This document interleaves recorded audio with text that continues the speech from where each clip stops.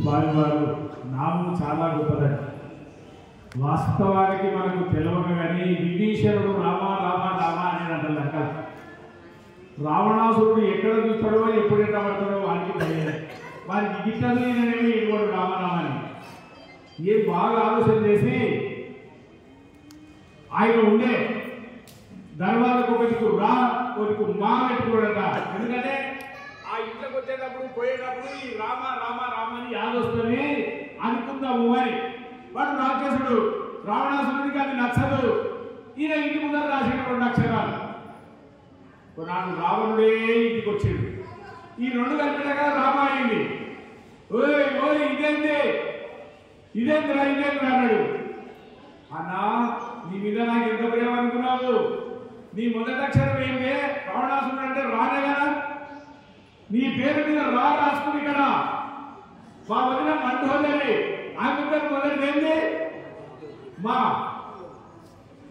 వదిన పేరు మా పెట్టుకున్నా, నీ పేరు రా పెట్టుకున్నా. నేను రాముడికి నాకేం నచ్చదన్నాడట. శుభాష్ అనుకోరిగా అనుకోపోయినాడు వాడు.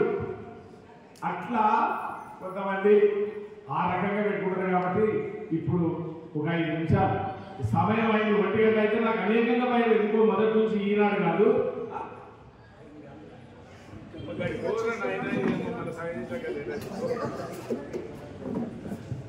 అంటే మాకు తెలియదు బాగా ఆయననే పెట్టుకోవడం గుర్తు పెట్టుకున్నాడు. చాలా చక్కని సన్నివేశము. దయాన స్వామికి ఆయనకు జనాలను చూసి చాలా ఉత్సాహం అనుకున్నాడు. నిన్న తాను కూడా తెలిస్తే దేవుడు కూడా తెలుసు అని నిన్న కూడా 100 మంది దాకా రావడం జరిగింది. ఈరోజు సభ బాగా ఫుల్గా ఉంది. అయితే ఏంటంటే మనకు కాలంలో కొంచెం ఉదయం 8 గంటలకి పారాయణ చేసుకొని టిఫిన్ చేసి మన కార్యక్రమాలు ఉపక్రమం చేసేవాళ్ళు. ఇప్పుడు ఏంటంటే మనందరికంటే అధ్యక్షుల వారికి చాలా బాధ ఉంటుంది. ఎవరికి ఇవ్వాలో ఎవరికి ఇవ్వకూడదు. కాలము లబ్బర్ గెలువు లాంటిది. కాలాన్ని దుర్వినియోగం చేయకూడదు, నీటిని దుర్వినియోగం చేయకూడదట. నీటిని దుర్వినియోగం చేస్తే శాపగ్రస్తులు అవుతారు. కాలాన్ని దుర్వినియోగం చేస్తే మోక్షం లేకుండా అవుతుందని చెప్పి పెద్దవాళ్ళు చెప్పినారు. మార్పులందరికీ కూడా హరి ఓం ప్రణామాలు. మనకి ఇది ఎంతో వాంగ్మయం. ప్రపంచంలో గొప్ప వాంగ్మయం ఎవరికైనా ఉందయ్యా చరిత్ర అంటే అది ఈ హిందూ జాతికే ఉంది, ఎవరికీ లేదు. దాని గురించి ఎంత చెప్తాం? వేదమే చెప్పింది. యథోవాచో నివర్తంతే అప్రాప్యమన శాస్త్ర అని చెప్పింది. ఆ భగవంతుని వర్ణించలేక వేదమే ఎనికి తిరిగి వచ్చిందంట. వేదమే ఇంకా మనకంత కాబట్టి మనం చెప్పుకునేదంతా కూడా ఒక చిన్న ముక్కంత చెప్పుకుంటున్నాం అంతే. చాలా శాస్త్రం ఉంది. అదంతా చెప్పాలంటే కాదు. 5 నిమిషాల్లో మీకు కాలం అతీతమైంది. వ్యాపారం చెప్పినా సాపాటు తప్పదు. కొందరికి బీపీలు షుగర్లు వాళ్ళు మళ్ళీ కింద పడిపోతుంటారు. కాబట్టి దయా సమయం వెంటనే భోజనం పెట్టాలని మహాత్ములందరికీ వందనాలు. మీ అందరికీ కూడా నమస్కారాలు. ఒక చిన్న శ్లోకం చెప్తాను. అనర్థం అనేది ఎట్లుంటుంది అనేది ఒక శ్లోకం చెప్తాను. భావాద్వైతం సదా కుర్యాత్వం, క్రియాద్వైతం నా కుర్యాత్వం చెప్పినాడు ఆశంకరాచార్య వారు. దీన్ని భావాద్వైతం సదా కుర్యాత్వం అన్నాడు. అంటే భావంలో భగవంతుడిని ఎక్కడైనా దంచుకో. మరి మీ నాంపల్లికి ఒక అమ్మాయి ఫోన్ చేసింది, సునీత అని. స్వామి నేను మన పౌర్ణమి వచ్చింది కదా, పౌర్ణమిలో నేను జపం చేసుకుంటున్నా, అనుకోకుండా నాకు మోషన్ వచ్చేసింది, బాత్రూమ్ పోవాల్సింది వచ్చింది. నేను ఇంకా పోయి వచ్చినాక చేయొచ్చునా చేయకూడదా అని క్వశ్చన్ ఆ అమ్మాయికి. నేను చెప్పాను, నువ్వు భయపడాల్సిన పనిలే. ఆంజనేయ స్వామి బాత్రూంలో ఉన్నప్పుడు కూడా రామనామం చేసుకునేవాడంట. దీనికి నియమం లేదు. భగవన్ నామాన్ని ఎప్పుడు చేసుకోవచ్చు.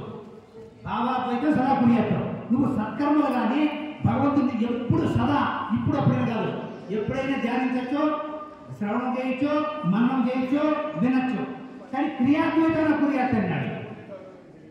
అయ్యా ఈ భగవంతుని నువ్వు భావంలో అనుకో, క్రియకి వస్తే సమాజం ఒప్పుకోదంట. దీంతో మహాత్ములు కూడా ఓడిపోయినారు. దీనికి ఒక కథ చెప్తారు ఆశంకరాచార్య వారు. ఈ విధంగానే ఒక శిష్యుడు గురువు దగ్గరికి వచ్చి అంటే క్రియలో చూపాలనుకున్నాడు. భావంలోనే ఉండాలంటే భక్తి, భావంలోనే ఉండాలి భగవతత్వం అనేది. అది ఏదేమో ఉంటుంది వద్దలని వాడు నా మాట వినాలని అనుకుంటే నీకే దెబ్బలు. ఈ కథ చెప్తుంది. ఒక శిష్యుడు వచ్చి రోజు గురువుగారు అద్వైతం చెప్తుంటే భగవంతుడు ఎక్కడ ఉన్నాడు అంటే చెప్తున్నాడు కదా, పుట్టలో ఉన్నాడు, చెట్టులో ఉన్నాడు. మాంసం తురకం అయ్యింది, కుక్క మాంసం వండుకొని తినవాని ఎందు బ్రాహ్మణుని ఎక్కడ చూసినా ఉన్నాడు. ఇంకా ప్రహ్లాదుడు అయితే నిందెందుకంటే సందేహం అవ్వదు, శక్తి సర్వోపగతుడు. ఈడేం చేశాడు, గురువు చెప్పాడు కదా, అదే క్రియలే తేకూడదు, పోతూ ఉన్నట్టు దారిని ఒక మామటి వేరు తెలుసు కదా, చాలా పొగలు పట్టింటాయి, అది అక్కడి నుంచి వస్తుంది. ఈడేమి చెట్లో రాముడు ఉన్నాడు, మైకులో రాముడు ఉన్నాడు, నీలో రాముడు ఉన్నాడు, హోమంలో రాముడు ఉన్నాడు అనుకొని పోతూ ఉన్నాడు. ఆడు ఎదురు వస్తున్నాడు, మామిడి వాడు వస్తుంటే ఆ పైన కూర్చున్నాడు, దాని మీద తోడు ఉంటాడు, ఏందో అంశంతో పొడుస్తూ ఆడు చెప్పాడట, అంతలక్క రాముడు ఉండేది కరెక్టే, దేవుడు ఉండేది, నేను చెప్పే ఉంటే కూడా ఉన్నాడు, దీంట్లో కూడా ఉన్నాడు, ఇది వచ్చి నేను తొండంతో కొడుతూ పక్కకు ఉన్నాడు. ఈడన్నాడు కదా, అంతలక్క రాముడు ఉన్నాడు కదా, ఇది తెలీదు. అక్కడ రాముడు యుద్ధం చేశాడు, ఇక్కడ కృష్ణుడు యుద్ధం చేశాడు. ఒక్కోసారి అవసరం పడితే యుద్ధం కూడా చేయించేది వస్తున్నాడు. ఇక్కడ వచ్చేవాడు ఎక్కడున్నాడు, మామూలుగా దగ్గరికి వచ్చాడు, వీడు కళ్ళు మూసుకొని అంతలక్క భగవంతుడు పోతున్నాడు. తొండంతో ఒకసారి ఇసిరేసి కాళ్ళు చేతులు విరిగిపోయి, అప్పుడు గురువుని చెప్తున్నాడట, నీ మాట విని నా కాళ్ళు చేతులు విరిగిపోయాయి. ఒరే మూర్ఖుడా, భావాద్వైతం సదా క్రియాతో భావంలో పెట్టుకో, క్రియలు ఎప్పుడు చూపొద్దు. దాన్ని క్రియలో చూపాల్సింది ఏంటి, ఆచరణ, నీ నడవడికి చూపించు.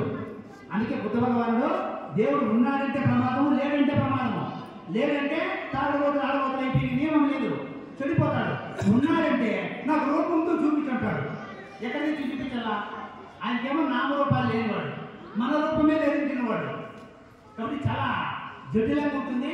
మనము ప్రశ్నోత్తర నిర్మాణంలో 2 శ్లోకాలు చెప్తున్నాము, కాలం అతీతమైంది, ఇంకా మాట్లాడే మహాత్ములు ఉన్నారు, భోజన టైం అయింది. ఈ విధంగా కార్యక్రమం జరిగింది.